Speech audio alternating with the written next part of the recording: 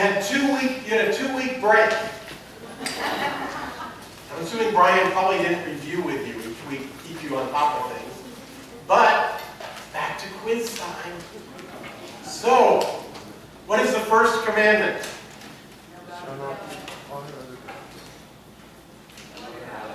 No other gods before me. Okay. And the second commandment? No graven images. And the third commandment? Keep the Sabbath holy. Don't take God's name in vain. And the fourth? Keep the Sabbath holy. And the fifth? Honor your mother and father. Sixth?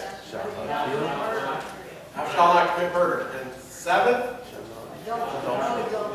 Yeah, adultery. No adultery. That's right. Adultery. We're against it. Okay. And today, we hit the 8th commandment. We're on the home stretch here. We're almost done. Today, the 8th commandment, Exodus chapter 20, verse 15. You shall not steal. Another one of those nice and easy ones. The ones that we look at and we say, I like this one because I've got this one nailed. Most of us, when we think of stealing, think, going into a bank with a gun, taking stuff. Stealing, sneaking into a house that doesn't belong to you, taking something. Most of us have not gone into a bank with a gun and taken something, right? Okay. You have to be careful. I did serve a church once where we had a gentleman who had been convicted of armed robbery in a bank. And most of us have not snuck into someone else's house unannounced, right? I see some people laughing. I mean, we have had some people who have done that. I mean, Virginia and I have done that. We broke into a house on Long Island once. But that's a whole different story. We were going to my brother and my sister-in-law's wedding. And my sister-in-law's parents had multiple houses out in the Hamptons. And we were supposed to be staying in one of the houses, but she didn't give us really good directions as to how to get there. And so we were kind of lost. And we thought we had found the house, and the house was yellow with a duck on the mailbox or a duck planter out front. It had the duck planter, it had the yellow. And so we thought, okay, this is the house. And Virginia and my sister, who was with us, and I had been talking as we were driving there, wondering, Laura didn't tell us where we would find the key. What if the door's locked? How are we going to find the key? And sure enough, the door was locked, and we searched for the key, and we couldn't find the key anywhere. So I walked around the house to see if they had left the door open for us, and they didn't, but there was a window crack, so I popped the screen off, pushed the window open, climbed in, went to the front door, opened the front door. Virginia and my sister Amy carried our suitcases in, and a little while later, we were walking around the house, and we started looking at the notes on the refrigerator, and we realized, I don't think this is Laura's parents' house. So we grabbed the phone in the kitchen, and we called Laura's parents, and woke them up. It was like 10 o'clock at night. It wasn't their house. We quickly hung up and grabbed our suitcases and ran out the front door. Only later that we realized we hadn't closed the window or put the screen back. So I don't think I'm ever allowed to go back to the Hamptons. But I didn't actually take anything out of the house. So thou shalt not steal. Most of us think we got this one nailed. We don't go and take things that don't belong to us out of neighbors' houses. We haven't brought a gun into a bank. We're doing pretty good. But then we get into what the rabbis have to say. And when we begin to read the rabbinical writings and the other places in the Bible where it talks about thou shalt not steal, we discover that stealing covers a much greater area and is a lot harder to live up to than at first glance. Like all of these commandments, God gives them to us to help us to live a life with integrity, to have deeper, more meaningful relationships with other people, and to be better witnesses of His love. And this commandment is no different. And so stealing has a much greater meaning. In fact, in the Bible, there are essentially 5 definitions of what it means to steal.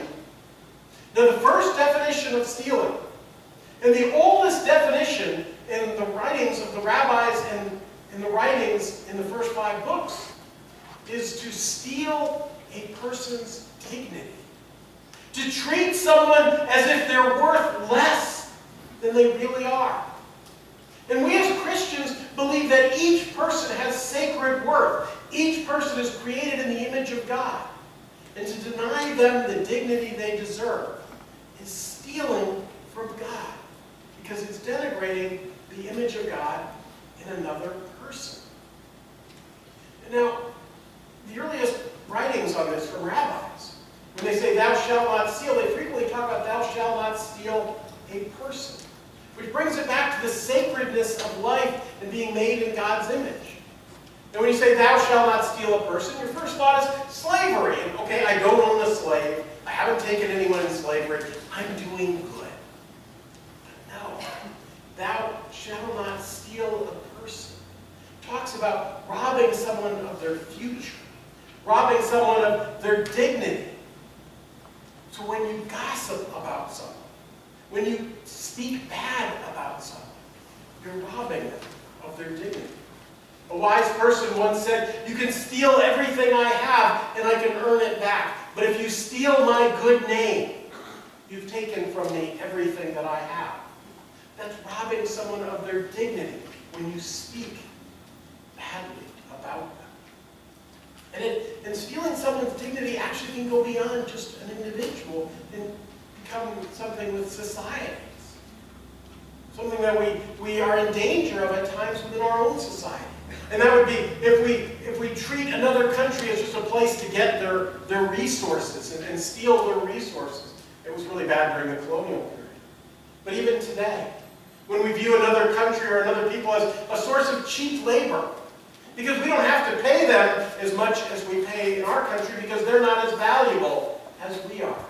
Sweatshops would be a form of stealing someone's dignity. So when you shop, you are in danger of stealing someone's dignity by the way that they're treated in other countries. The second form of stealing we find in the Bible, and the one that we think of the most, is stealing someone else's stuff.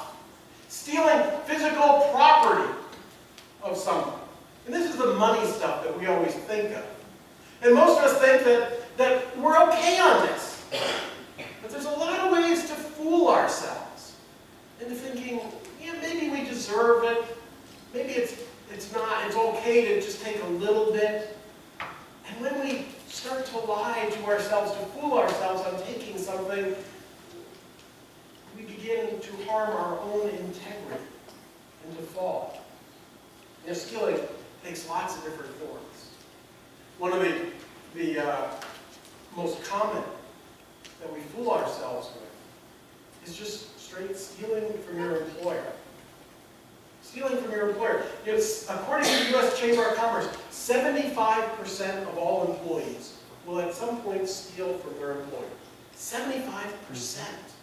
That's most people outside of this room, because I know we never do that. According to the FBI, it is the fastest growing crime in America. And it's easy to justify it. Everybody else in the office is doing it. I work here, so I earned it. I deserve some of that. My boss doesn't treat me fairly, and I deserve it. All's fair in love, war, and business. I mean, most of us can justify taking a few extra pads home, taking a box of pencils out of the supply room. Everyone needs the pencils. The teacher, our child's teacher sends a note home, and everyone's got to bring pencils in for the classroom because everyone needs pencils. And so, you know, if the supply room's got lots of boxes of pencils, if I just take a box of 12 pencils to my kid's school, it's okay. And we all can justify it. And we all don't even think about it when you take a box of paper clips or a box of pencils, and you're taking them for your kid's school, you're taking them for your grandkids, you really need a pad at home. It's a form of theft. And it's a form of loss of integrity. I know when I was in high school, I had a friend, Ted Morris, who used to work at McDonald's, and he would tell us that he would complain bitterly that McDonald's are making all this food all day long and they don't give you a free lunch when you work there. You get a discounted lunch. And they paid him so little that he couldn't even afford. If he ate his lunch, he lost an hour worth of pay. So every time he and the other employees would walk into the back, and they walked by the chicken McNuggets, they'd grab a chicken McNugget and eat it. It was quick. It was okay. It wasn't really stealing, it was just a chicken nugget. Those little forms that we tell ourselves, those little lies, allow us to begin sliding down the slope. Sometimes it can be just keeping extra change. We see in Deuteronomy 22 that if you see your brother or sister has lost their ox or lost anything, and there's a whole list of things, we have to return it to them. In Exodus 23, if you find your enemy's donkey, you need to return it to them. Repeatedly, if they lose it repeatedly. Finding something is not a matter of finders keepers. It's not a matter of, I didn't really steal it, they lost it, it's their own stupid mistake. It is stealing, according to the Bible, in all forms. Yesterday I was at Bell's, and the clerk misrang up my, misdid the discount. And so she had to give me a little bit bigger discount. She only took 40% off instead of the 50% it was supposed to be. And the clerk did the math on a piece of paper to see how much more of a discount. It came up to $3.89 was what she came up with. In reality, it was only $2.80, so I couldn't do math. Now, I could have very quietly just sat there and thought, she made a math mistake. She doesn't know how to do math. Bonus, get an extra $1 back. But that, literally, is stealing. So I pointed out to her math mistake, and she took the $2.80 off. Another form of stealing is borrowing and not giving back. How many times has someone borrowed something and thought, I'm going to return it, and then never getting around to returning it? Or you borrow something and you know you're probably never going to actually give it back. It's a dangerous lie, but it's the same as stealing. You tell yourself you're borrowing, unless you have the ability and intention of giving it back, it's stealing. And the final form that pops up frequently is downloading intellectual property today. Those downloading movies that you didn't pay for, downloading songs that you didn't pay for. It actually costs our economy $12 billion a year and 71,000 jobs a year, according to Policy for Institute Research. Institute for Policy Research. 71,000 jobs a year are lost because people steal intellectual property. They download videos, they download movies, they download songs. And they say, well, it's not really stealing. It's just a computer video that I'm taking. But you're stealing someone else's ideas. It's like plagiarism. I served another church. And we were constantly getting invited over to this one family's house who had movies the same week they would show up in the movie theater. This was stealing. You said, no, it's not stealing. It's just a DVD. My friend sends it to me. Downloading intellectual property. It's a sneaky little thing because it's so easy to do on the internet. And we think movies are so expensive. If I just download and watch a movie, it's stealing. Sometimes we even steal for a good reason. We claim, I didn't take it for myself, I took it to help someone else. But the end doesn't justify the means. It still harms our witness and our integrity. The third definition of stealing we run into in the Bible is stealing time. Stealing time. We don't even like to think about that as stealing, but God only gives us a certain amount of hours, a certain number of days in our lives, a certain set amount of time. And then we are commanded to make good use of that time, to use it. And when we waste time, we're actually stealing. According to the Boston Globe and the Denver Post, last year, businesses lost $400 billion to employees stealing time through loafing or wasting time. $400 billion because we waste time. That's actually stealing from employers, stealing from God, or even stealing from ourselves. Now, that doesn't mean you have to be busy every second of the day. God does tell us to honor the Sabbath, to take a time for rest. We need a time for rest and renewal. But there is still also a way that we waste time. I joke that I could have had my dissertation done 2 years earlier, saved us significant student loans, if I had just deleted solitaire. left my computer. We waste time. God gives that to us as a resource, as a gift, and we are to use it. The next way that we steal, and we find in the Bible, we really find this in the New Testament, is when we steal our talents. God gives each of us talents and abilities, and then God commands us to use those talents and abilities to serve. The church is only truly active and functioning as the church when each of us are working together, sharing our abilities. Much like a body. A body doesn't work if the legs decide, I don't want to do what the brain tells me. One hand says, I don't want to do what the other hand does. I don't want to work together. Paul tells us a body only works. All the parts work together. We are the body of Christ. And we only work when everyone serves together. And God gave us gifts to serve. And yet then if we choose that, I really don't want to work, I don't want to serve, I've done my part, I'm retired now, you don't get to retire from God. Or when we use our abilities and talents only to serve ourselves and to benefit ourselves, we are stealing from the body of Christ. We are stealing gifts that God gave us to share. And when we're keeping them to ourselves, we are stealing from others. You ever think of that as stealing? When you decide, yeah, I don't want to work in the church, I don't want to serve in a ministry, do you think of that as stealing? Yeah, most of us don't think of that as stealing. But biblically, that's stealing. Because you're keeping to yourself what God gave you to share. And the final form of stealing that we find in the Bible, and this is the really tricky one, is when we don't tithe. When we don't tithe. God speaks to the prophet Malachi and he says, you tell those Jews that they are stealing from me. And Malachi looks up and says, God, we wouldn't steal from you. We don't want to steal from you. God, how are we stealing from you? And God says, when you withhold your tithes, when you keep what I gave you to share to yourself, you are stealing from me.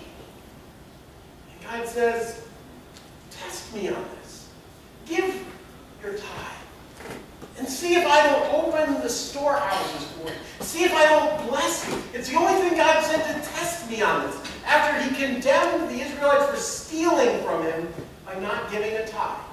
By not returning only 10% of what's his. We as Christians claim everything belongs to God. Everything's God's. And then God says, but I'm going to let you have it. Just give me back 10%. And when we decide, no, I'm going to keep that other 10% because I really need it. I need that new 72-inch TV. My TV is only 60 inches. So I can't tithe this month. They've got it in 3D now. Ultra high def. My TV's only high def. I've got like 1080. You can get like 4,000 something now. I mean, come on, we need this money. We're lying to ourselves. We're stealing from God when we withhold our tithe. There are so many ways that we can steal when we start looking through the Bible at the different definitions of stealing. We discover that it's not as easy as just not going into our neighbor's house and taking something or going into a bank or a store with a gun. And when we steal these different ways, steal time, steal someone else's dignity, steal our abilities, we harm ourselves. We end up becoming overwhelmed with guilt and stress. The loss of accomplishment, the loss of integrity, we lose our ability to be effective witnesses for Christ. And our loved ones, our community, even God loses when we do that. People are watching us. And the world makes excuses as to why they can steal, why these behaviors are okay. But we as Christians are called to live a different sort of life and to reject the world's excuses. People learn what they see. So, if you're a parent or a grandparent, and most of us have probably done this at some point, you go to a movie theater, you go to a park, you go somewhere, and the sign says, children under age You're standing there with your 9 or 10-year-old child, and you say, yeah, she's 8. Save yourself a little money. But that child is watching. That child is learning that it's okay to lie to save money. It's okay to cheat them out of money, to steal from them, to save for yourself. And we as parents, we as Christians, lose integrity. We lose our ability to be effective witnesses when we do this. But God offers us these commandments so that we can live lives of integrity.